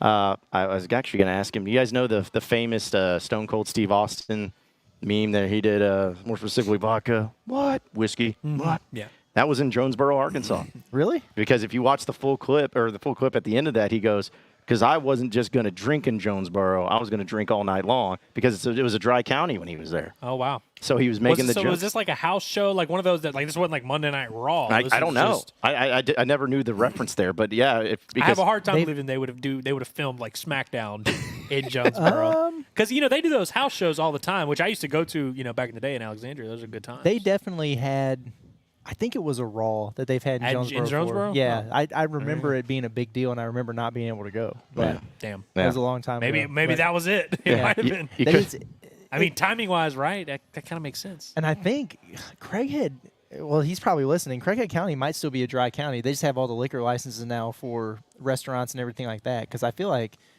when me and my dad would sneak a sixer into the grandparents' basement, we'd have to go to the county line to do that. So Yeah, I remember that part of it too, where it was just so funny, thinking about how wild it was with the Jonesboro of all places having Stone Cold Steve Austin there. Yeah. It's like, why can't they do that nowadays? Back when this country was in great, Alexandria, they would hardly ever send the real deal. I remember Yeah. like one time they sent Big Show, and it was like yo, big Big shows in show. Alexandria. And then as time's gone on, now like if you're one of the main guys, like you got to go to everything. Like John Cena would have to go to stuff, but yeah, back in the day, they would send different guys to different shows. I'll just say that. Dude, yeah. I was it Monday night on USA, right? Channel 23. It's like watching that each and every time that was coming around. They had that Nickelback song. Nickelback song. They had a Nickelback song. They also had a Slipknot song. Talking about walkout music or just like the no, intros? just like the Monday Night Raw intro. Yeah. Man, I just remember, like, as a kid, finding out what a bra and panties match was. Oh, yeah. It's like, can't do that anymore. No, Shame. because of woke. Yeah, because of this country. You know, it was back when this country was great, having bra and panty matches. Because of COVID. Yeah, because of COVID. COVID somehow took away our bra and panty matches. Yeah, there's a bunch of jerks over there. Sending games to College Station and taking away bra and panties matches. Somehow the COVID moved the game to College Station. The funniest sentence. It's literally just the worst. Dalton says, did y'all see the UAPB band is getting to play at the next WWE I did see pay-per-view that event? this afternoon. Yeah, That's really pretty cool, awesome. dude. Yeah, that's cool. Really cool. Well deserved, man. And Addison says, y'all see what Hugh Freeze said about the Hogs? Okay, and then now we're seeing a couple. Yeah. Did we miss some? I think we might have We missed must something. have missed something. Maybe in his press conference today? Folks, Yeah. hit us up and let I us wonder know. why it took if we so can long find- to circulate. Is 'cause, Hugh Freeze embracing the Hog or not? Doesn't look like Yeah. it. Yeah, he said, y'all hear what Freeze said about Pitman and the team. Okay, but yeah, y'all folks, help us out here. Because we could have breaking news. Yeah, because we've been, I like to think we're on the ball here when it comes to what's going on in the Razorback land. So this must be a new development. I can't wait to see what this is. See if he starts throwing back shots at him over there at Sam Pitman in Arkansas. He says it was on the radio show Tiger Talk, so it apparently happened tonight. Okay. Man, It must have just happened then, because I genuinely have not seen anything. Yeah, I haven't either. I can't wait, though. I cannot wait. It says, check your Twitter DM. That's great.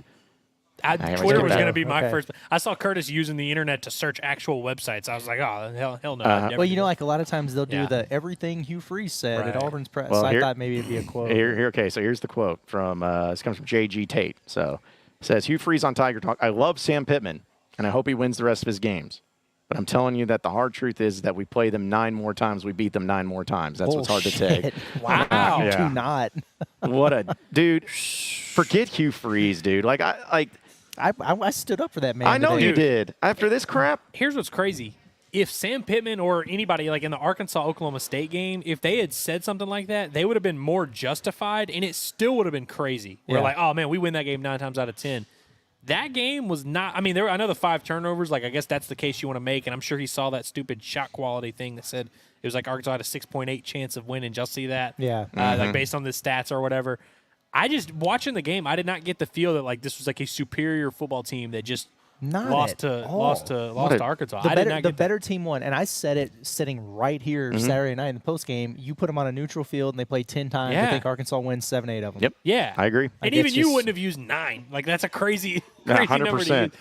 And I think Auburn's just. I think Arkansas's the better team. I don't think Auburn's a good team. Like I just think it's more because Auburn's bad. But I don't know what Hugh Freeze is referring to. And I mean, I guess he's just gotta rally the troops somehow. But is that the way to do it? I don't know. I don't. Yeah, That kind of pissed me off. Yeah. yeah. No, I don't- I don't like I that. didn't like that Yeah. at all. And dude, Wow. pitchforks are coming out about Hugh. What a chotch! Like him coming out there and saying like that of all things. Like the 2 days after the This fact. is the stripper guy, right? Yeah. We're talking about the same guy, Hugh yeah. Freeze. Yeah. If you got any see any violations, send it to compliance. Yeah, jeez. What a pole smoker! Like it just like any coach that says something like that in certain capacities, it's like okay. Also, they lost to Cal Yeah. They did do that. at home, scoring less. So it's not like they were just blowing the doors off of everybody, and then they just had this bad game against This wasn't Arkansas. a random goose egg. This Yeah. was just you're a bad team, and you got exposed for being a bad team Right. because we're in the SEC. That's what happens. If you're a bad team, you'll get exposed. Arkansas was able to expose Auburn. Yeah. and Come I on, think he's in dude. his feelings about it. Don't blame your failures as a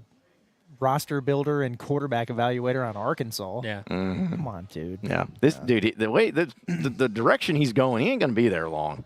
Like, Yeah, that's crazy, man. I wonder how it's going to affect their recruiting class, Dadgummit, why just like moving forward. You know, I wanted to hear from Sam Pittman on this and get a response. SEC teleconference, I guess maybe. Wednesday, Wednesday, I might have to call into the teleconference. Wait for the whole 5 hours span of it. I'll let Steve Moulton do his thing, but I'm gonna call in and be like, Sam, did you hear about that? There's some low-hanging fruit there, depending on what players they send tomorrow night.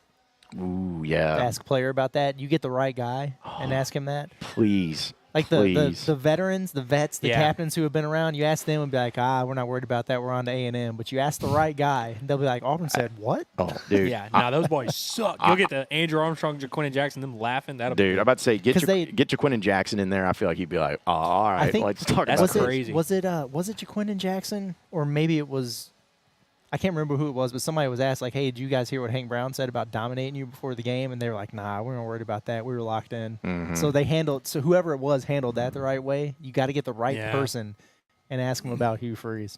Man, that's an incredible quote from him. That is an incredible quote from Hugh Freeze, from an SEC football coach that just is not very good. And I mean, right now. look, I guess he's literally just doing the thing of like, we threw 5 picks and we hadn't thrown 5 picks. But it's like, that's 5 is a big number to be like, well, if you just change these 5 plays. And let's not act like Arkansas didn't turn the ball over themselves. Right. They had opportunities. And like it was a 1-score. I mean, it was a 10-point game, but like it felt bigger than that just because it was 7-0 for 3 quarters. You know what I mean? Like there was a lot of ineptitude offensively to be like, we play that one 10 times, we win 10 times. Like, that's crazy. That's insane.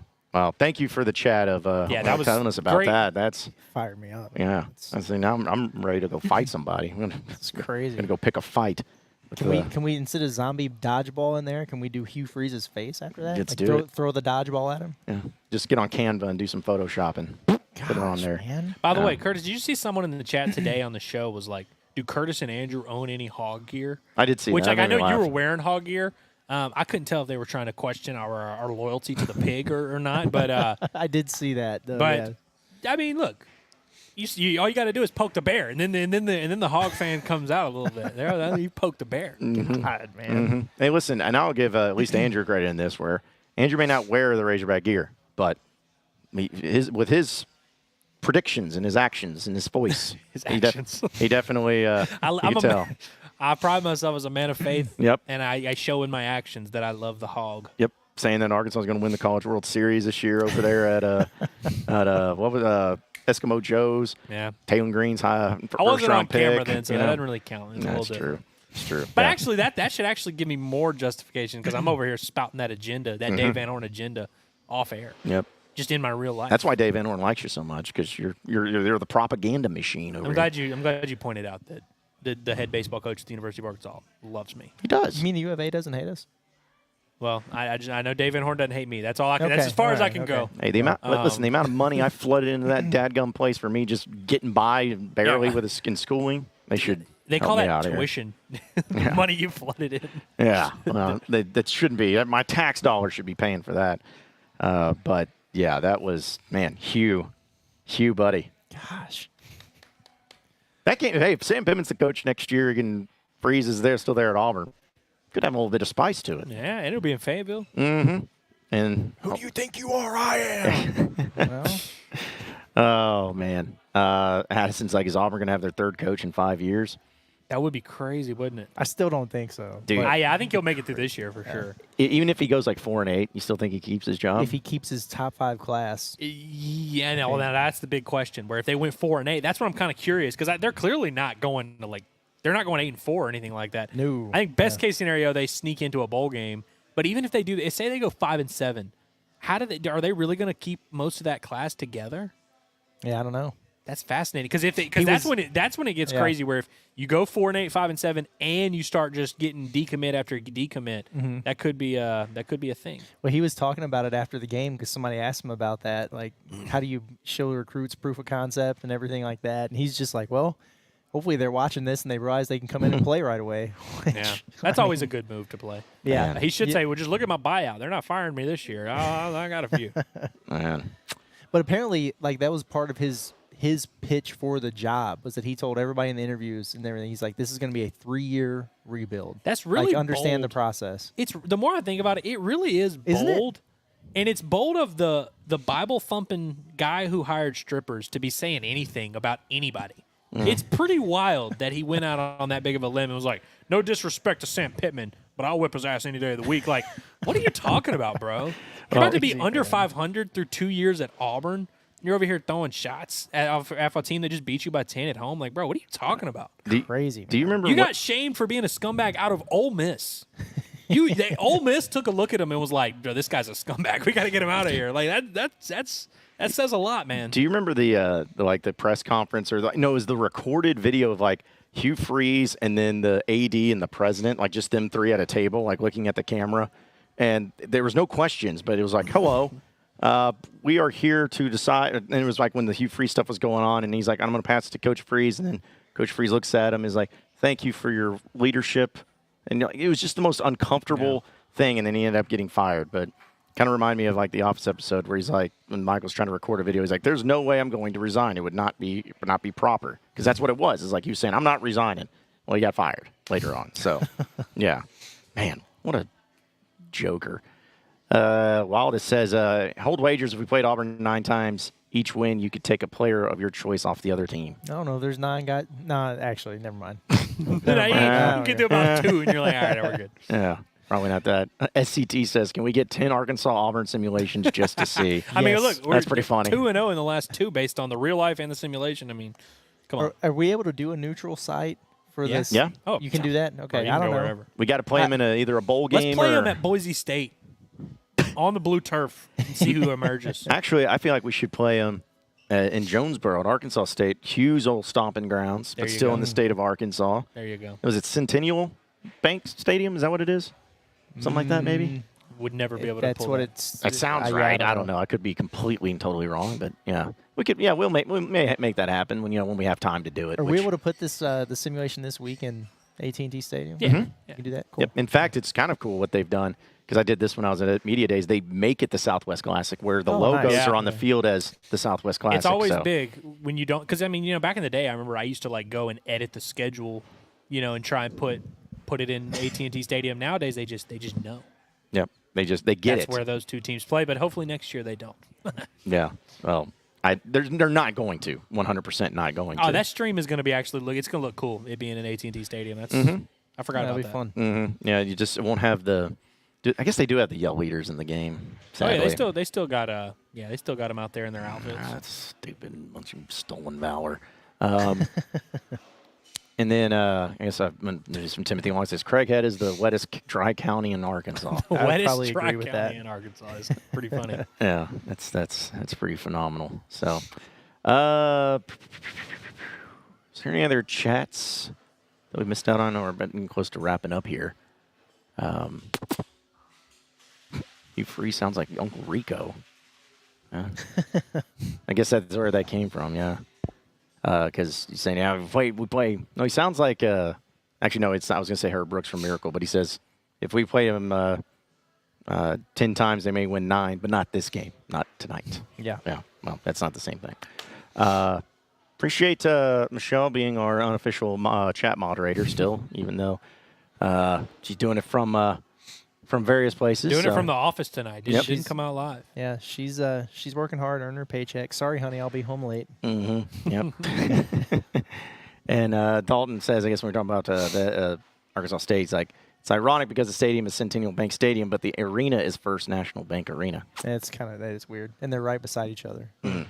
Yeah. Well, I don't know. I don't think that Arkansas is ever going to be making a trip to Jonesboro, like the Razorbacks going to Jonesboro for any sort of game. I don't think that's ever going to happen. It's like Dave Van Horn's all about playing in-state teams, but I don't think he's going to be going to J-Boogie. The only thing I can think of, they went to Little Rock for a fall exhibition that one time. Maybe they go, they're like, you know what, we'll just go. That's a very Mike Neighbors thing to do. Yeah. Yeah. He's dying to go to there. Mm-hmm. And in fact, he did last year, didn't he? Did he really? I think they played. That does in sound Jonesboro. right. That does sound right. Whew.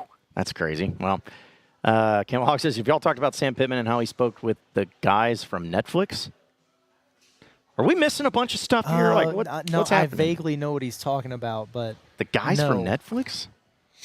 Like, is it a documentary they're trying to do or behind the scenes? Being Sam Pitman? Hopefully not. Being Sam Pitman. Being Sam Pitman. I mean, I don't know. Would that not be a conflict of interest, with the fine folks over there at Hogs Plus if they do Netflix specials? So, Oh man. Oh man. Yeah, I don't know. What was it? It was Being. Being Brett Bielema. Yeah, and then they did the thing. Go with Bo. Yeah, they did it with the Allen brothers. I forgot about that. Yeah. Which again, I am so pissed off that Hawks Plus is doing that stupid redemption game documentary. It just makes me so mad. No offense to the fans and people over there at Hawks Plus, but I'm so sick of that game being talked about.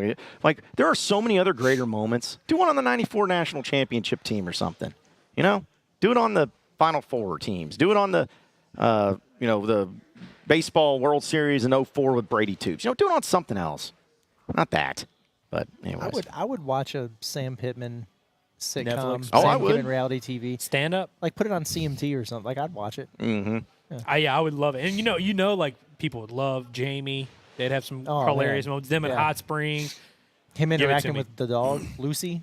Yeah, give it to me. Yeah. He doesn't wear shoes. He doesn't like wearing shoes. So in his office, he's not going to have any shoes on. He's barefoot, writing notes. Just kind of strange. Is that a Sam Pittman thing? Mm-hmm. Yeah. Huh. I still have a picture when he was the offensive line coach here at Arkansas in 2015. And back when they would have, it was great. I'd say what you want about Brett Bielema, but for media access, it was great. Every every Tuesday would be nothing but the offensive coaches, then a bunch of players. You get all the coordinators and assistant coaches. But anyways, when Sam Pittman would come in there, he's like, I hope y'all won't mind if I sit down. And so he would always insist on sitting down in the chair, and he'd kick his shoes off because his feet were hurting. And so, yeah, that's his thing. Gotta let he was the puppies endearing. breathe, man. Yeah. Have you noticed that John notices feet? Yeah. That's Jimbo Fisher and Sam Pittman's feet have what I've learned about John during the stream is I was a fan of Rex Ryan when he was the coach of the Jets. there you go. So, yep. And see, now we put that out there in the atmosphere, and now I'm going to get some weird stuff sent to me. It's like some links to some websites I'm not going to go to, but no, nothing like that. Got to mix that in with your Auburn fan, and man, that guy's still pissed. That guy is really mad at me sharing the information of his, and apparently didn't like people DM and his wife, but it's the way it goes. Well, fellas, any final thoughts here? I know we're here at the Leroy, and as always, appreciate them coming up. We're going to hang out for a little bit. Bob's on his way. He was running late, so you know how Bob's time is. So we're going to hang out with Bob a little bit afterwards here. But any final thoughts before you roll out? Nope. Woo damn pig. That's all I can say. I'm going to save the rest of my thoughts for tomorrow. Tomorrow. We do it all over again. Yep. That's true. It's true. Yeah. I know we talked about it, but we're definitely going to bring up that Hugh Freeze stuff again tomorrow. Yeah, I need to look more into this. Mm-hmm. Nah, that's going to be great. But it sounds like a good show title. Oh, can't wait. Yeah, I wish that would have happened. I've already got it named right now. I wish that would have happened at like 10 a.m. tomorrow morning. Yeah, I know. Right. Yeah. But hey, listen, it's okay though. I mean, we're the show of record. We'll be able to talk about all the facts and everything too. But still, everybody, appreciate you watching in, listening in, all of y'all being a part of the chat, calling in. It was awesome. Appreciate the Leroy, of course, here on Dickson Street. Remember that they're still having their closest to the pin contest. You can enter daily, 11 a.m. to 3 p.m., Monday through Friday. Paynes Valley, the 19th hole. It's a 10-week contest, ends November 2nd. You get a weekly winner. He gets a $50 gift card, $100 gift card to anyone who gets a hole-in-one. But if you are able to win the contest through the 10-week contest, November 2nd, you get a Titleist wedge set courtesy of the Leroy here on Dickson Street. So come on out, take care of business, and see if you can do better than anybody else when it comes to closest to the pin contest. So that'll do it for us. Be sure to subscribe to Inside Arkansas on our YouTube page. Be sure to check out InsideArkansas.com for all the latest up-to-date information on all things Razorbacks. And we will keep it going from there. Same show time tomorrow at noon. Same show channel right here on Inside Arkansas. Have a great rest of your night, everybody. We'll see you then.